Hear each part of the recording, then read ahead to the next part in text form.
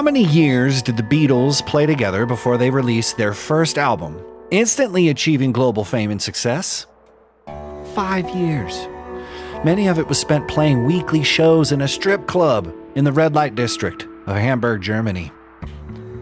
At 32, after almost a decade of working odd jobs as a school teacher and singing commercial jingles, Sheryl Crow made it big out of nowhere with her first record. Ain't No Sunshine by Bill Withers is one of the best songs ever written on one of the best-selling albums of all time, and he wrote it after spending 9 years in the Navy, where he'd strum a guitar from time to time on a factory floor, not sure if he wanted to continue playing music at all after the service. Behind every breakout success story is the hidden reality and struggles of getting to the point where success is attainable in the first place. But when we see meteoric rises of fame, success, and fortune, all we see is the departure point, the takeoff. And so, we neglect to see the runway. So when it comes to gauging what it takes to run a successful law firm, are we being realistic when we compare ourselves to the success of others? Are we failing to see the thousands of hours of networking, CLEs, trial prep, late nights, lost causes, wins and losses, cranky clients, buoyant bosses? Are we seeing success as an arrival point, or a departure point, or a journey in itself? The goal isn't to be successful right out of the gate, to win the race the first time you run it. The goal is to see the marathon ahead of you and be prepared to do the work. Are you ready? Well, let's do it.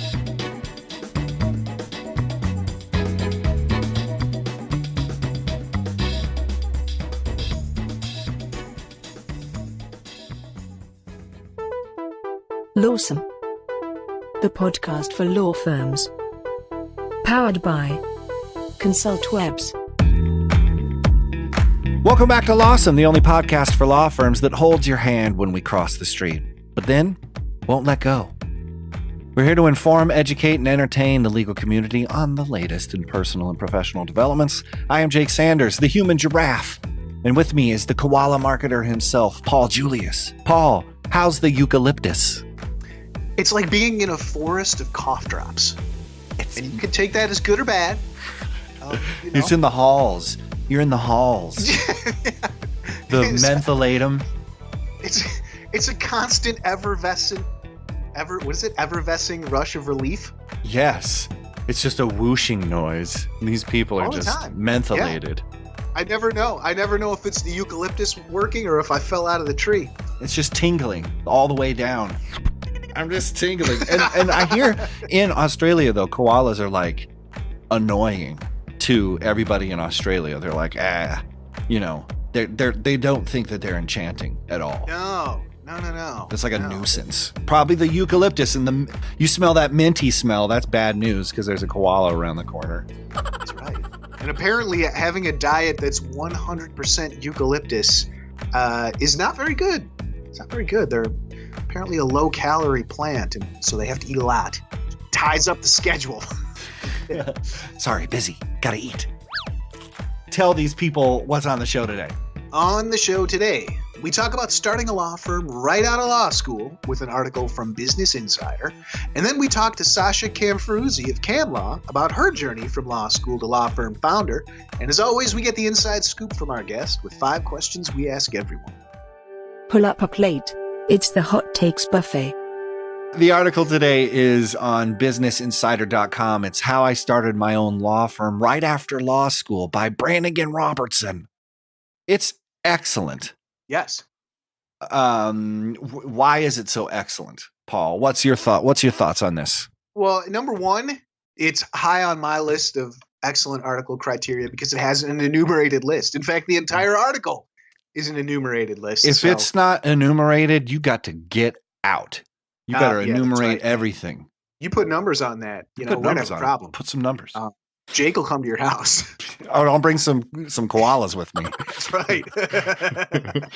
Anyway. But actually, it was so great to find this because this kind of details a lot of what Sasha talks about. It was crazy. Really cool. It's almost exactly what she was outlining. It's awesome. Yeah, and it's amazing because it goes into depth about some of these other things. But I'll give you the rundown of the list real quick, Do it. and then we can kind of give our thoughts on it. Number one, ignore the haters. Number two, plan ahead. Have a detailed business and marketing plan. And this was cool, and this ties into a lot of what Sasha talks about. He submitted it to people who are already doing what he wanted to do. And Sasha Mentors. talks about mentors, but says, "Hey, here's what I want to do. What do you think?" Number three, pick only one area of law. Number four, pick the right area. Jake, like you and I were talking about earlier, sometimes experience does matter. People are looking for, you don't want to hire someone whose first sprint out of the gate with a divorce case is yours. So, or you do, or if you don't want to get into the argumentative side of mediating estates and all those things that are surrounding family law, maybe don't get into that. Or if you're anxious, like, don't do criminal stuff. Yeah. All right. Number five, build a referral network. Right. Again, something Sasha talks about. Number six, build a website immediately. This is something we talk about all the time. Right. Number seven, join organizations and listservs.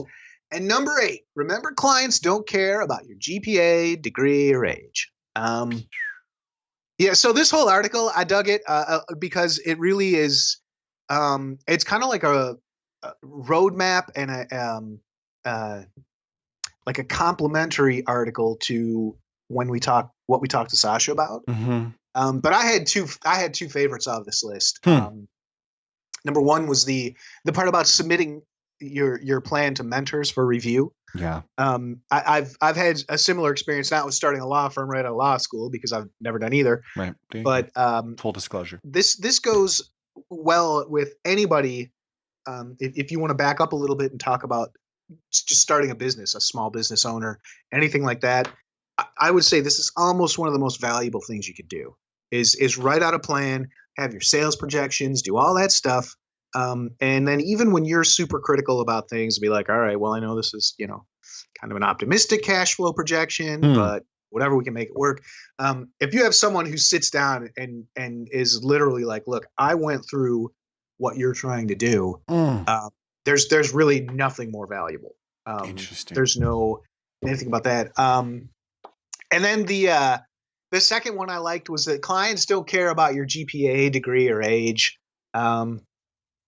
Just from personal experience, again, with the kind of the business thing. I know we hear a lot on here that you have to, go to one of these top 10 schools and be in the top 2% of your class. I think that matters for getting hired. But and when I say getting hired, I mean getting hired by a law firm or by a big law company to do corporate transactions or whatever. But I never asked anybody like, you didn't go to Purdue, did you? Or I mean, whatever. I got no problem with Purdue, but I'm just saying. I think it's an interesting idea, and we should ask because I wonder if it's professionally people are wondering, where'd you go? And I went to Brown, or or I have a Harvard law degree, or whatever it is. It could be. I don't know. I never looked. But I don't know. What did you think about this article? I thought that was interesting. I do think marketing wise, people may care about your age, and that's where I think you had number 4, pick the right area, confused with perception, client perception, because it is hard to get by if you're a young lawyer. If you're a female lawyer, people often don't think you're the lawyer in the courtroom when you talk to opposing counsels. Like this came from Brannigan. And it seems like there's a trajectory that's safe for certain lawyers to ascend and then hang up their shingle.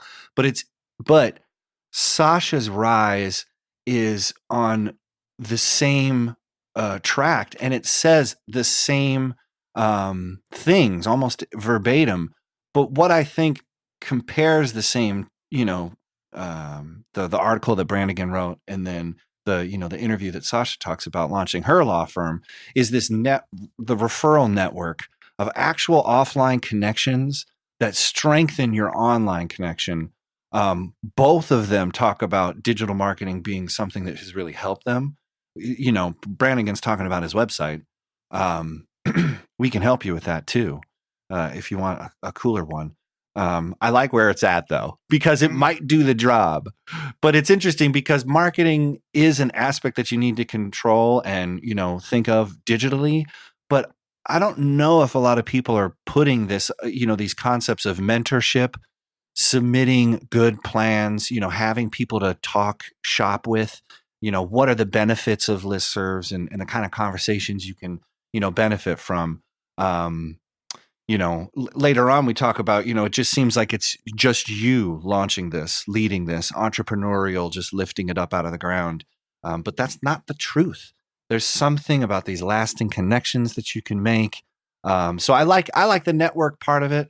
And I think ignore the haters is kind of the number one step, which was you can look for benchmarks from industry standards.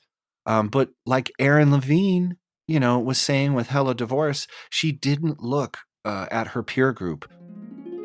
I had no idea if it would work or not, really. I had no idea. I wasn't turning to lawyers to look at how they were marketing or advertising because their market was going to be very different than who I was going to try to attract. Autumn Witt Boyd didn't look at her peer group when she decided to create that marketing strategy for her law firm. I'll tell you one thing that I've done that I think has served me really well is that I have done a lot of self-education outside of the legal world. So I am in a lot of Facebook groups and I've gone through some online courses and I've read a lot of books that are targeted at people who are not lawyers. Because I think lawyers sometimes get a little stuck in, well, this is the way we've always done it. So this is the way we're always going to do it. And, we're hemmed in by all these ethics rules. But I like to be more creative and I like to see what other people are doing. So I've learned a lot from, how a photographer markets their business or how a graphic designer or, somebody in a totally different, still client-centric, service-based business. But, what are they doing to reach people? Because they're not just sitting in an office like a lot of lawyers do or just going to lunch. They're doing really innovative, interesting things. And so I think I've learned a lot from that, from watching other people in other industries.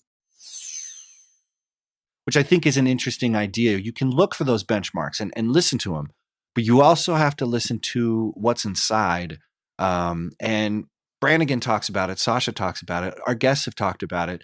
I think you need to be true to what you want to do, picking that right area for you. And having that guide the way you decide these other things about what kind of organizations you want to join. Like not every organization. What type of digital marketing do you want to do? Don't do everything right out of the gate. You want to build a referral network, but you shouldn't think everything is a referral opportunity. I think there's just different measurements and moderations we need to have here that it's just an amazing piece because I'm pretty sure a lot of people would be really thankful for this 8 steps that you can think of. And then a great conversation like Sasha has later about, her rise to fame and success. But yeah, I thought that was interesting that you were talking about submitting it to people who know what they're talking about because you don't know what you're talking about. Nope. But then it sometimes it says ignore the haters. So how Paul, what's your thought there? I mean, like, how are you supposed to deal with that? Like, just listen to your heart because everybody thinks they're Moana. Everybody thinks that they're the ocean's talking to them. Everybody feels like they're unique. Yeah. How do you get? There's a difference between haters and mentors.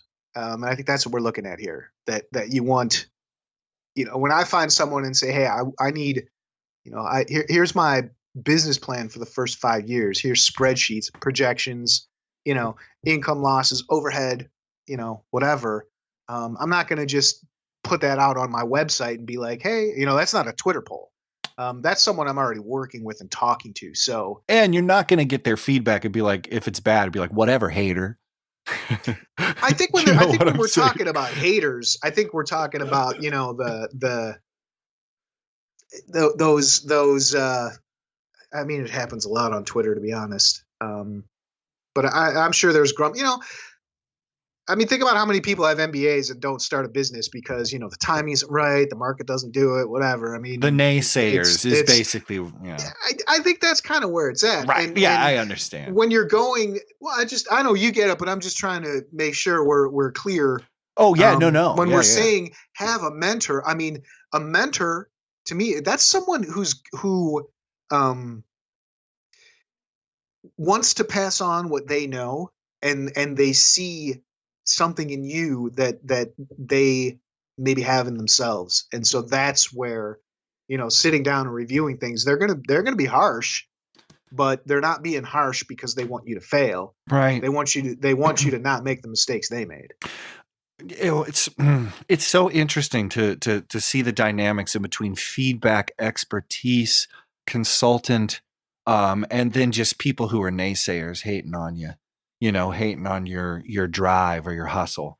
I think you really have to work hard, because you just said, a good mentor is somebody who sees something in you, but you have to see the space inside of you to contain the information from a mentor Yeah, or well a said. leader. I think you have to hollow out some of yourself to get some of this. And that's, Sasha talks about looking back, what would she do different? But the through thread through all of these links is finding out, and admitting what you don't know about certain areas and being okay with that, focusing in. But yeah, I think there is a sort of making yourself available to that feedback, because, you could be in a lesson with someone, a mentor.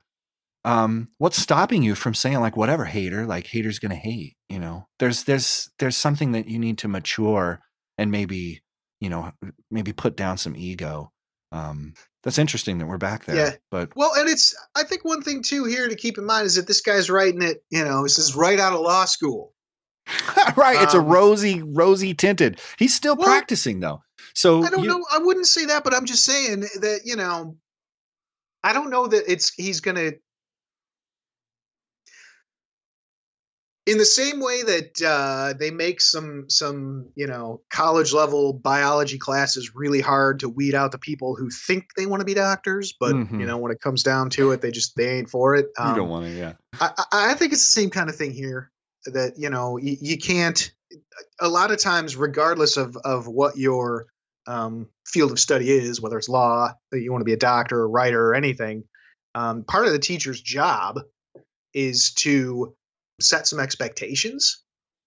And so, they don't want these people going out into the world thinking like, hey, man, I got this degree that it turns out nobody's really going to care about.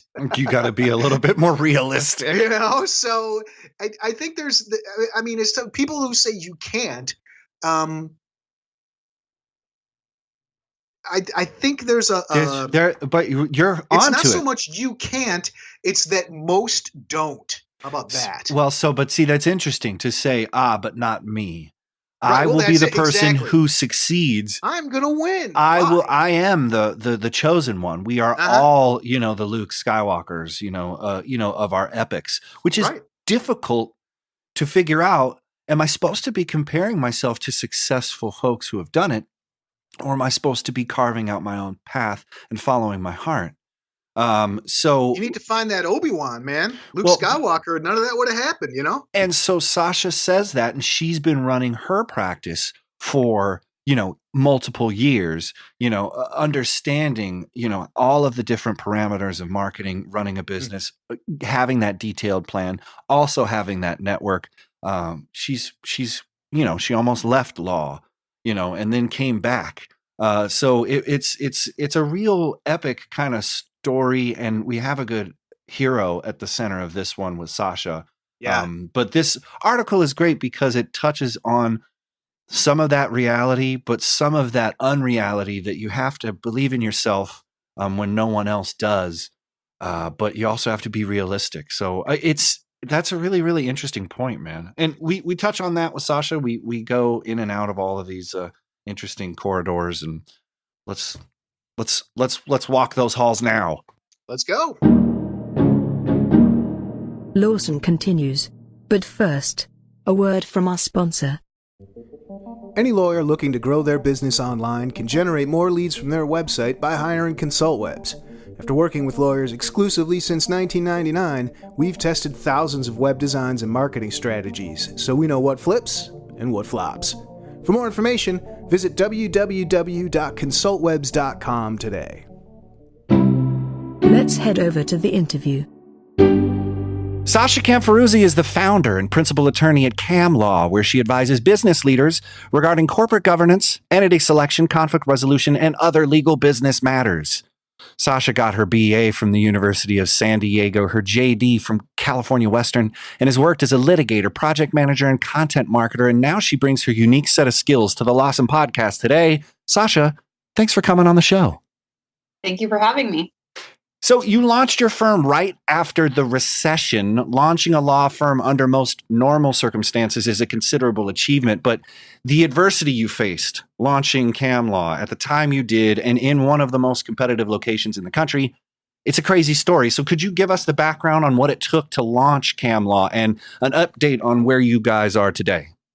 Sure. My original plan was not to launch a law practice. I graduated in December 2011. It was June 2012 before I had my bar results. And I kept going back and forth between wanting to be an estate planning and serving as in-house counsel, which I've now reconciled, and I basically do both as outside general counsel. Mm-hmm. But while I was waiting on my bar results, I covered a maternity leave as in-house counsel for the last attorney that I had interned with in law school. So I started doing informational interviews with other estate planning attorneys to learn more about what it entailed. Each attorney I met with referred me to 2 or 3 more, so I eventually met with 10 to 12 attorneys before I said, okay, this is enough. And along the way, I realized that most people in my space were solo practitioners and small firms. So I started thinking, well, if they can do it, maybe I can too. So I shifted my interviews to, okay, how do I go about doing this? And along the way, I was still applying for jobs, and I was offered a job in civil litigation. And when I told the attorney that I had this temporary position, so I couldn't start for a month or 2, he yelled at me. And he asked me how I expected anyone to hire me with the temporary job. So I thought, wow, I definitely don't want to work for you. Totally. And unfortunately, I've learned from watching my friends that that's not an uncommon management style among attorneys. Mm-hmm. So as I did these interviews with the shift of, okay, how do I do this on my own? All these attorneys offered to help me if I did, which was incredible. So I had so many questions at the beginning, and I was able to kind of spread them around all of these attorneys so that I didn't take up too much of anyone's time. And I basically just started trying everything to see what would work. I joined all the local organizations, the San Diego County Bar Association, Lawyers Club, different business networking groups. In doing all of that, I met other attorneys that were willing to refer me cases that were too small for them. And my attitude was just that every satisfied client was a potential referral source, and eventually many of them did refer bigger clients, or they came back to me a year later and needed more work. So I think being really humble was important. I watched a lot of young lawyers feel too good to take on those small cases. You kind of see that same attitude with a lot of kids graduating from college. They feel like they should be where people want to be in 5 years, which I understand. But my philosophy was that I learned something with every new case I take and developed a referral base. And that worked. And then I also served on a nonprofit board for kids with autism. I co-chaired committees as a member of the Lawyers Club, and I joined a business networking group for executives. And basically was out networking like 4 nights a week, which was exhausting after a few years. Totally, yeah. So my focus was really on building relationships with clients, other professionals, and then most importantly, mentors. And of course, keeping my overhead low. So I wanted to touch a little bit on mentorship because I think that's the reason that I'm still here. And I think that I became a much better lawyer much faster because of the mentorship, the amazing mentor that I had or have. Well, no, but it's interesting because the next question is about an entrepreneurial mindset and how people need to be scrappy and management decisions. But it seems like a lot of entrepreneurs seem like they're alone and it's their job to grow the business. And it's interesting that you're mentioning the mentoring as an essential aspect to growing business, because a lot of people are thinking, they look at a Zuckerberg or, they look at someone who's just started a company in the back of their house, alone. They think they just are doing it alone. So what is it about mentors? And then how does that counter the entrepreneurial mindset that maybe a lot of people think they need to cultivate to run a firm successfully? How does seeking help from mentors and entrepreneurial mindset meet in Sasha Kamfiroozie's world? I think it's absolutely necessary. We can't all be great at everything. And yes, we may be able to figure it out on our own, but you can either make all of your own mistakes or you can learn from other people's mistakes and avoid some of them along the way. Sure. So I was really lucky. I met my mentor 6 months into practice. She was an attorney that I subleased from, and she let me trade my time for my office. So you're talking about being scrappy. That was the best opportunity for me. I had more time than money when I first started. I got to work on her more complex cases, which exposed me to a variety of work. And I got to learn from this brilliant attorney with over 20 years of experience who made me so much better than I think I ever could have become on my own. And I think mentors come in all forms. So, she's got 20 years of experience on me, but I also work with other attorneys who, starting out as a solo practitioner with the law, you need to collaborate sometimes. You need to bounce things off of each other. There are different strategies that may be equally good. And so I think having other people that you can reach out to who are in your same shoes, whether it's for legal strategy or the days that you just feel like giving up because it's exhausting. I think having those people around you who support you is absolutely necessary to succeed as an entrepreneur. Yeah, it's really good to hear you say that. And we've had other guests on who've been big advocates of, even starting out like in law school, moving away from like an internship program to more of a mentorship program. Right. And I'm so grateful to hear you say collaborate. It seems like the last 3 or 4 guests we've had on have really been into, people, you need to get into this collaborative mindset. So it's amazing just to hear that validated, Totally. by someone who's out there doing it, real world experience. Right. Yeah. On the one hand, they're technically my competitors, air quote, but I think without each other, none of us would be as successful. So we're all willing to help each other out. So let's talk marketing. You decided to lean into digital as your primary marketing method for your law firm. What factors contributed to that decision? And if you could go back and change it, what, if anything, would you do differently? Well, honestly, it was a little bit of burnout. So as I mentioned, I was out there networking 4 nights a week, and it became really exhausting. So I didn't do a great job of this at the beginning. What I did, it did work for me. But after a while, I was so exhausted. I started litigating. I started taking on a lot more business. And I had this issue with this ebb and flow. So I'd be out there 4 nights a week. I'd generate all this business. Then I kind of had to back off because I was working late servicing my clients. And then as I'd feel kind of caught up, I'd start to get nervous about, kind of the drop in business. And so I did this for several years, honestly, and I got so burnt out that I ended up leaving practice in 2017 for about 7 months. And when I decided to come back to practice, I tried a few things and I didn't have a passion for any of them. So I missed the law and I decided to come back, but I told myself I was going to do it differently. I was only going to do things I like because that was the other thing. And doing work for another firm, I was also taking on clients that maybe I wouldn't have chosen. And so as I was exploring how I was going to do this differently, I'm lucky and I know Neil Patel, and my brother and Neil are business partners. And they had started a digital marketing company that serviced small, medium, and large business owners. When I was doing this round 1, Neil only worked with huge companies, so it wasn't an option. Right. And so I had learned a little bit about the value of marketing. As you mentioned earlier, I had done some content marketing a while back in my first year of practice when I was also, again, had more time than money. I did I managed content for someone that Neil connected me to so that I could support myself while I was building my company. And so I kind of understood the value, and I had actually paid a company for about a year in my second year of practice, but I did it with a really low budget and I didn't see results. So I spent money on it for a year, didn't see anything, and felt like it was money wasted. So when I decided to go back and do it again, I decided to do it with a much larger budget and with a much more experienced company, and it's been really successful. Yeah. Well, so specific to digital marketing for your law firm? Like, what factors did you consider when you were evaluating agencies to work with? Is there, when you're saying you set your budget low, what else were some of the problems that you experienced, getting your digital marketing program together? And then how is it rocking now? Well, I think when I did it early on in practice, I didn't really know what they were doing. I didn't fully understand what they were doing. It was a small company. It was just two guys that did it. And I don't feel like I ever got like a really good audit of my site or a recommendation of how they were going to solve it. It was just, yep, this is what we're going to do. And seemed like it was just very cookie cutter.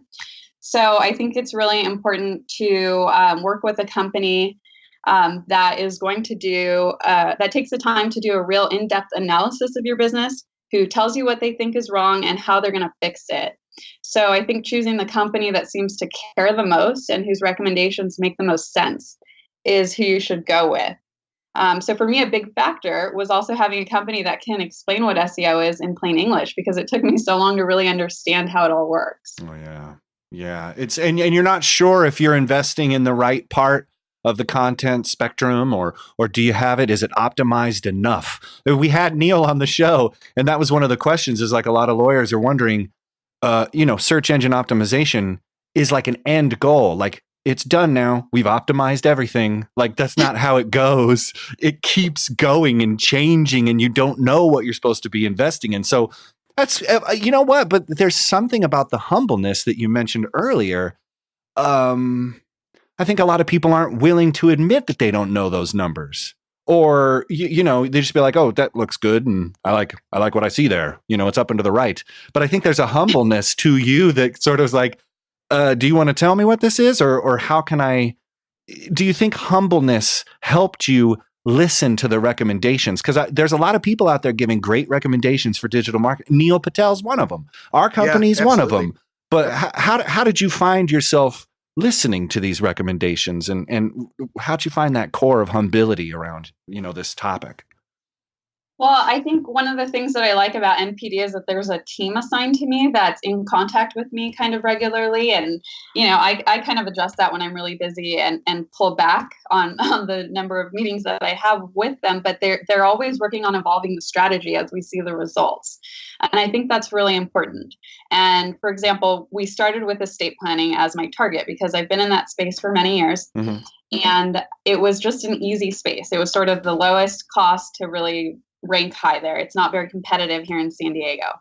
And now that we've made traction in that space for the past, I guess about a year, we're shifting over to the corporate work, which is the work that I'm really, really enjoying and that I'm really looking to build up. But that space is much more competitive and more expensive. So they do, you would want to work with a company that takes sort of a full look at your site. So now we've been evolving my site to make it a little bit friendlier for potential clients, to include a lot more of the business work that I do, since, as I mentioned, I was much more heavy trusts and estates until a couple of years ago.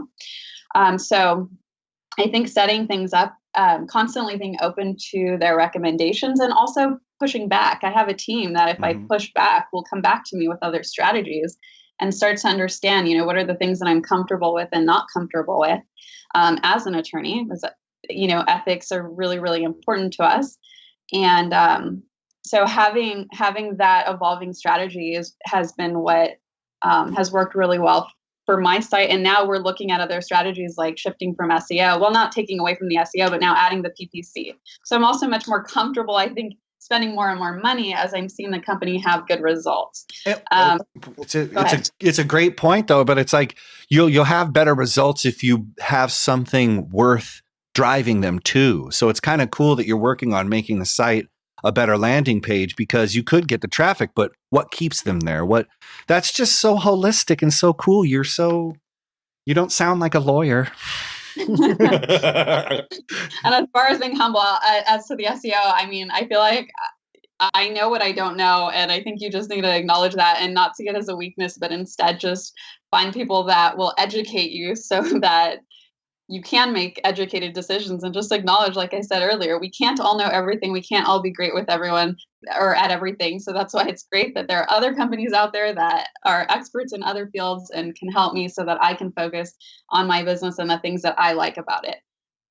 Well, and that's important too. And I think you make a really good point with regard, we asked Neil point blank, like, without getting into the weeds, what can lawyers do? And he was like, we're getting into the weeds. You know what I mean? Like, there's just a certain level where it's like, but at the same time, I can talk about marketing, I can talk about SEO, but I couldn't go and talk to you in depth about trusts and estates. No. So there's some parallels there where it's like, you need to be able to communicate and understand each other. But at a certain point, you're absolutely right. Like, you don't need to micromanage this stuff, and with metrics that you can check and see, like, hey, okay, yeah, it is working.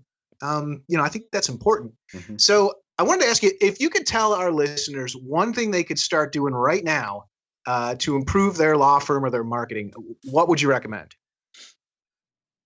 Do amazing work for your clients. I built a pretty successful business on just word of mouth referrals. So your reputation is everything. Hone your skills, be honest with your clients. And that goes along really well with the digital marketing because having satisfied clients provides collateral to get more business through positive online reviews and referrals. Well, and then, but how would you help them bring attention to the work? Because it seems like somebody earlier in this episode said they burnt themselves out networking and trying out for like all the boards and doing bake sales and then shaking hands and stuff. Like what you were doing was like hardcore analog marketing. And without your good law service, then it would have been for naught. But there's something that you did out there. I mean, this isn't just an overnight. It's interesting because the idea is like, oh, this lawyer grew her business with digital marketing. Oh, yeah. But you're not paying attention to the years of handshakes and weird, awkward conversations over chicken appetizers at some like CLE that you're like, I'm not feeling this. And then you got to go back the next day and work with clients, a full day. And there's something that like good work is good. But if people don't know that you're doing good work, it doesn't matter, So you did something amazing. And I guess that would be, how could you help our listeners take a piece of that analog marketing grit that you had that got you started before you set it up with digital marketing? You burnt yourself out, you said, but I think you made lasting connections, without a doubt. So how would you tell our listeners to handle their networking, maybe offline analog stuff where they are shaking hands? How could they do that without burning out? Maybe. Well, my new policy for myself is I don't do it unless it's fun. So pick things that are fun for you. Pick a board that you enjoy being around those people, cause that you really care about. Don't overcommit. Get comfortable saying no. And find things that you like, because if you like it, your own personality and happiness will come through and they'll get to know you. And then, like you said, if you're also on the back end doing good work, then you will develop these long-lasting relationships. That's so cool. That's so cool. And I think a lot of people don't want to. They want to do everything that they can for their business. And don't you want to hustle? And don't you want to succeed? And, and I got to get out there. I got to go shake some hands. I got to go to this golf course, and like, I got to talk to these people. You don't have to. Find what makes you happy. And then you can start building a business around that rather than thinking I'll get a lot of business and then I'll find some happiness somewhere. Well, Sasha, people want to learn more about you and CamLaw and all your secrets, want to visit your new website. How can people learn more about you on the web, Sasha? They can go to my website. It is camlawfirm.com with a K, or they can call me at 619-535-1405. And we do offer a free 30-minute consultation to prospective clients. 5 questions we ask everyone. Number 1, what was the last book you read? I can't remember the name of the books. It was 21 Problems for the 21st Century. I believe that's what it's called. All right. Number 2, what is your favorite place? My favorite place, like to vacation or to visit? We're pretty broad on definitions here, so it could be somewhere you go every day, somewhere you like to go once a year, anything. I think my favorite place is being out in the wilderness away from everybody for like 2 days. That's about the amount of dirty camping that I can handle. But that is the disconnect from reality that I really need. Not from reality, but from technology and from work that recharges me. Yeah, absolutely. Number 3, what sites, blogs, newsletters, or podcasts do you regularly check in with? I listen to The Daily pretty regularly. I don't follow any blogs. I know that's probably bad because I have them on my site and want people to read them. It's pretty common, actually. A lot of people are just like, yeah, my Twitter feed is where I get all my stuff. Totally. So, if you're posting your blogs and sharing it like that, it's getting out there. I read when I'm looking for something in particular, Oh, yeah. Yeah. Okay, number 4. If you were stranded on a desert island and could only pick one condiment to take with you, what would it be? Hot sauce. Yeah, and that's definitive. Look at that immediately. I love it. Wait, well, no, hold on. Hot sauce. Are we talking about just like some Tabasco or? Oh, I hate Tabasco. No. Yeah, I know. That's what I'm saying. A lot of people out there are confused. They're like, I love Tabasco. Wrong. Well, honestly, I have like 10 different ones probably in my fridge. It just depends on what I'm eating. Ooh. Okay. So yeah, it depends. I like habanero, so usually something that has that in it. But I can't. I always joke that I have a hot sauce addiction. I can give up alcohol, anything else, but it doesn't matter how much heartburn I have. I can't stop eating hot sauce. I love it. So, all right, now that Jake has cracked that door open, I mean, are we talking like Carolina Reaper hot or habanero's the top of the scale for you? No, habanero is the top of the scale. Okay. Yes. That's badass enough, though. I mean, that's Yeah, that's it. That's spicy. Yeah. Oh, yeah. Number 5, and we've reached the end here. After a long day or a long week at work, how do you relax and unwind? Oh, champagne with my girlfriends. For show notes, links, and info, go to thelawsonpodcast.com or follow us on Twitter or Facebook. Be sure to leave us a review and rating in iTunes or wherever you find the you listen to. Until next week, stay lawson.